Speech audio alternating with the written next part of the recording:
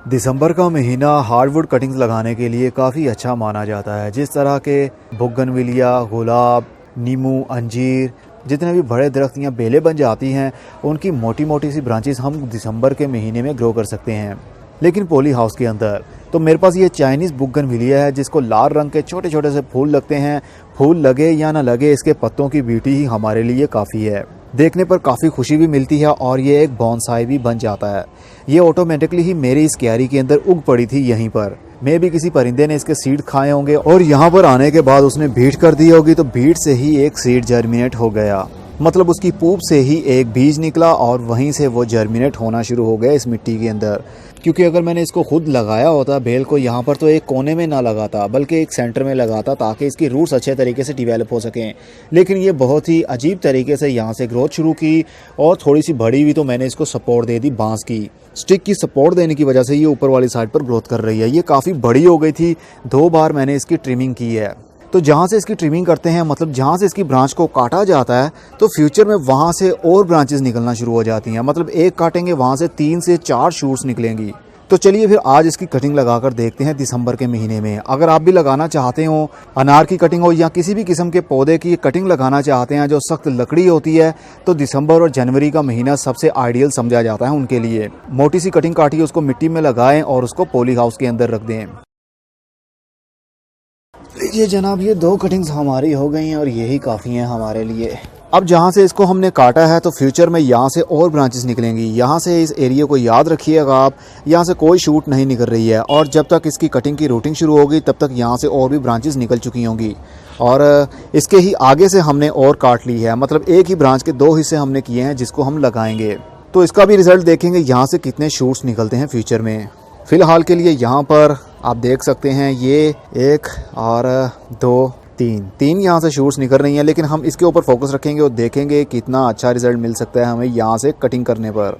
Cuttings को लगाने के लिए मैं 50% कोकोपीट और 50% मिट्टी यूज़ कर रहा हूँ। आप चाहें तो ओनली बालू मिट्टी के अंदर भी कटिंग को लगा सकते हैं, लेकिन ओनली कोकोपीट के अंदर कटिंग को मत लगाइएगा, क्योंकि कोकोपीट नीचे डेप्थ से कभी भी जल्दी ड्राई नहीं होती, जिसकी वजह से जो कटिंग लगा रहे हैं वो गल भी सकती है। ओनली मिट्टी लगाएंगे तो अच्छा रिजल्ट पा सकते हैं। मेरे पास ये अभी बना पड़ा था, तो मैंने कहा इसके अंदर ही लगा लेते हैं, क्योंकि ओनली मिट्टी के अंदर भी हमें अच्छा रिजल्ट मिलता है, या फिर कोकोपीट और मिट्टी के मिक्सचर के अंदर लगाएं तब भी अच्छा रिजल्ट पाता हूँ मैं। 3-3 इंच के ये गमले हैं प्लास्टिक के, इसके अंदर मैंने भर लिया है सॉइल को। और अब हम कटिंग्स को काटेंगे। कटिंग्स की 6 इंच लीजिए या 8 इंच लें, लेकिन ये कटिंग बहुत ही छोटी है। ये 3 इंच की कटिंग है, तो इसको ही मैं लगा कर देखना चाहता हूँ ग्रोथ शुरू होगी या फिर नहीं। लेकिन मुझे यकीन है कि इसकी ग्रोथ यहीं से शुरू होगी। कुछ भी नीचे से लगाने की ज़रूरत नहीं, आपके सामने है। यहाँ से क्लीन कट भी नहीं है, ये सिर्फ और सिर्फ इसको वायर कटर से मैंने इसको काट लिया है, क्योंकि अभी मेरे पास प्रूनर नहीं है। मेरा पता नहीं कहाँ रख कर भूल गया, इसलिए वायर कटर से ही मैं इसको काट रहा हूँ। लेकिन आपके सामने है, इसकी कटिंग बिल्कुल ही सही नहीं है, क्लीन कट नहीं है। कटिंग लगाने के लिए क्लीन कट होना चाहिए, लेकिन मैंने कुछ भी ख्याल नहीं रखा। मुझे पूरी उम्मीद है इसकी रूटिंग शुरू हो जाएगी। सिंपल हम इसको मिट्टी के अंदर लगा देंगे, लेकिन मिट्टी आप पहले बी श्योर कि आपकी मिट्टी के अंदर फंगस या कीड़े नहीं होने चाहिए, नहीं तो फंगस लगने का खतरा होता है। कभी कभी तो हमें फंगस नज़र आने लगता है और कभी कभी नज़र नहीं आता। इसलिए सबसे अच्छा यही है कि आपके पास जो पुरानी मिट्टी यूज़ कर रहे हैं, पहले उसको सन ड्राई कीजिए, सूरज की धूप में अच्छे तरीके से सुखा लें। उसके बाद में उसके अंदर कटिंग या कोई और पौधा लगाइए। मेरी मिट्टी के अंदर कोई फंगस नहीं है, नई मिट्टी यूज़ कर रहा हूँ और न्यू कोकोपीट है, इसलिए कोई चांस नहीं है इसके अंदर कीड़ा हो या फिर फंगस हो। तो बिला झिझक आप इसके अंदर कटिंग को लगा सकते हैं। इसको कटिंग को मैंने करीब 2 इंच मिट्टी के अंदर दबा दिया और 1 इंच सिर्फ मिट्टी से बाहर रखा है मैंने।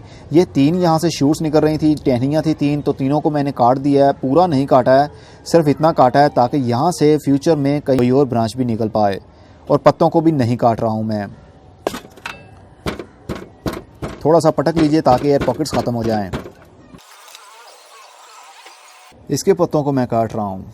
असल में पत्तों को पहले काट लेना चाहिए, लेकिन मैं नहीं काट रहा इस वाली के। मुझे पूरी उम्मीद है कि इसकी रूटिंग शुरू हो ही जाएगी। और ये कटिंग करीब 4.5 से 5 इंच की होगी। तो इसको हाफ़ मिट्टी के अंदर लगाते हैं और हाफ़ मिट्टी से बाहर रखते हैं। 50% कोकोपीट और 50% मिट्टी है, इसलिए ये अभी भी काफ़ी लाइट वेट सॉइल है, वेट नहीं है इसका।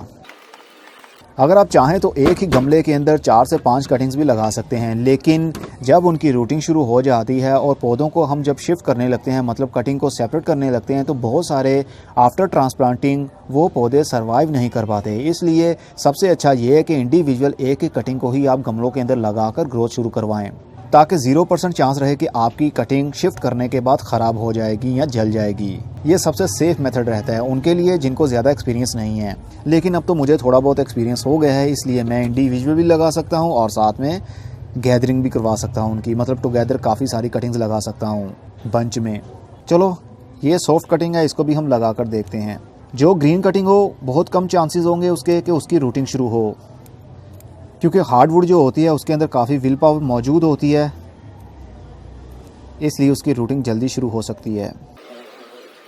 चलिए ऊपर वाले कुछ पत्ते इसके बाकी छोड़ देते हैं और इसको भी इसी कटिंग के साथ में लगा देते हैं। अब इसको अच्छे से हम पानी देंगे, पत्तों को भी ऊपर से स्प्रे करके पानी का वॉश कर लेते हैं, ताकि जितनी भी डस्ट हो वो हमारे पॉली हाउस के अंदर इफेक्ट ना करे, मतलब कोई फंगस वगैरह एक्टिव ना हो। इसलिए अच्छे तरीके से पत्तों को साफ़ कर लें, ब्रांच को भी साफ़ कर लें, पानी से धो लें, ताकि कोई चांस ना रहे कि आपके दूसरी कटिंग जो लगाई हैं पॉली हाउस के अंदर जो दूसरे पौधे रखे हैं उनके ऊपर इफेक्ट हो या फिर वायरस कोई एक्टिव हो। आज दिसंबर की 13 तारीख हो चुकी है और हम देखेंगे कि क्या रिज़ल्ट मिलता है। आप भी इसी तरह कटिंग को लगाइए और पॉली हाउस के अंदर रखें। यह है वीडियो का पार्ट 1। मेरा पहले प्लान था कि जब इसकी रूटिंग शुरू हो जाएगी एक ही बार में आप लोगों के साथ वीडियो शेयर करूंगा, लेकिन आप लोग कहते हैं कि पहले हमें भी बता दिया करें आप क्या कर रहे हैं, ताकि हम भी वैसा करें और आपके साथ कंपेयर कर पाएँ क्या रिज़ल्ट हमें मिलता है। इसलिए ये वीडियो अभी अपलोड कर रहा हूँ मैं।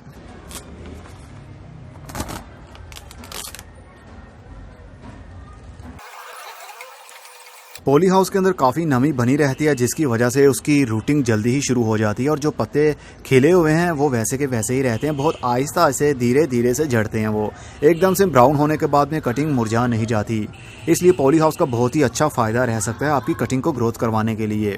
अब हम इसको काफ़ी दिनों के लिए इसी के अंदर रखेंगे, मान लीजिए 1 महीना या 1.5 महीने के लिए ये इसी तरह पॉली हाउस के अंदर ही रहेगी, क्योंकि बुगनविलिया की बेल ज़्यादा ग्रोथ करती है गर्मी के दिनों में। तो अभी तो दिसंबर की 13 तारीख है, जब इसकी अच्छे से रूटिंग शुरू हो जाएगी, ऊपर से ब्रांच ग्रोथ करने लग जाएगी, उसके बाद हम इसको आहिस्ता आहिस्ता से बाहर लेकर आएंगे।